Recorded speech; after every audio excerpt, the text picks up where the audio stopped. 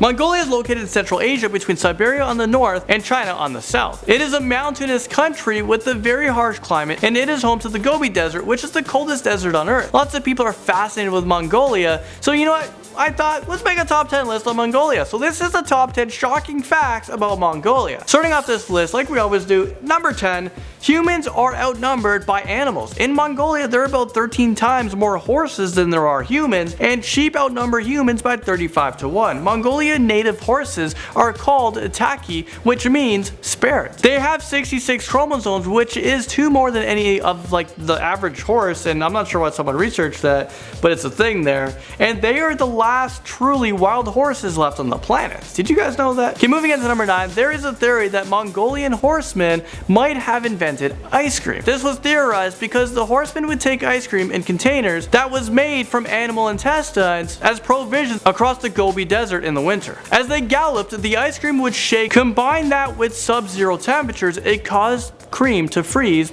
hence ice cream. Expansion of the Mongol Empire spread ice cream through China, where Marco Polo supposedly brought the idea to Italy when he returned from his traveling in 1295. Up next, at number 8, land of the eternal blue sky. In Mongolia, there are about 250 sunny days a year with nice clear skies, which is why Mongolia is nicknamed land of the eternal blue sky, or country of blue sky. However, these nice blue skies don't necessarily mean warm weather. Mongolia's climate is extreme and can fluctuate, and even though most of the country is warm in summer, temperatures can drop to negative 30 degrees in the winter. Deer stones brings us into number 7 on this list. Throughout the grasslands of northern Mongolia, there are hundreds of megaliths that have mysterious carvings on them that depict a flying reindeer. They are referred to as deer stones, and these upright slabs measure 3 to 15 feet tall and are placed together in small groups. There are about 700 deer stones in Mongolia, and they are believed to have erected by the Bronze Age nomads approximately 3,000 years ago. Number 6 takes us all the way over to the Mongolian customs. Mongolians have a lot of different customs and traditions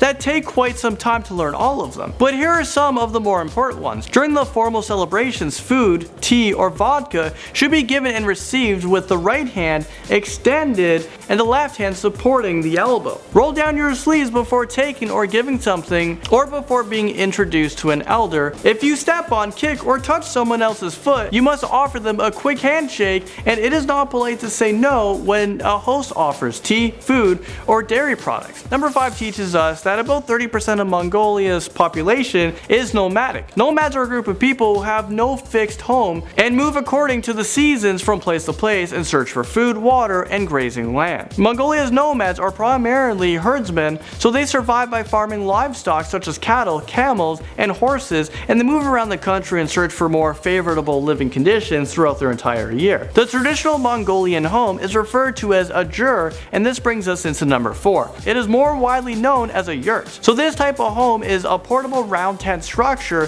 that is covered with skins or felt, and it is used primarily by nomads. The materials that are used are very light, so it can be transported by a camel when the nomads wish to relocate. You wouldn't think that these yurts would be warm, however, they could be very warm and cozy, especially when the stove is lit. The Gobi Desert used to be a thriving sea, and this brings us into number 3. Currently, the Gobi Desert is the 5th largest desert in the world, and it covers well over 1 million square miles, and there are fossils that can be found in the desert sand in many areas. There are also a number of dinosaur fossils that could be easily picked up by tourists and taken home as souvenirs. Sheephead comes into this list at number 2. I remember going to Iceland and I seen a sheephead. I was mortified. Like, you can eat these things. Well, this is considered to be a prized delicacy in Mongolia, but over here in the Western Hemisphere, this is what nightmares are made of. So yeah, it wasn't a good time when I went to like Iceland and they're just, ta-da, here's a sheephead. The sheep's head is placed in a pot with root vegetables and is left there to simmer for hours. Apparently this makes the meat soft and very tender, so it's easier when you get parts such as the tongue. Also, in Mongolia, it is considered tradition for one of the person to eat both of the eyeballs. Well, I hope someone's more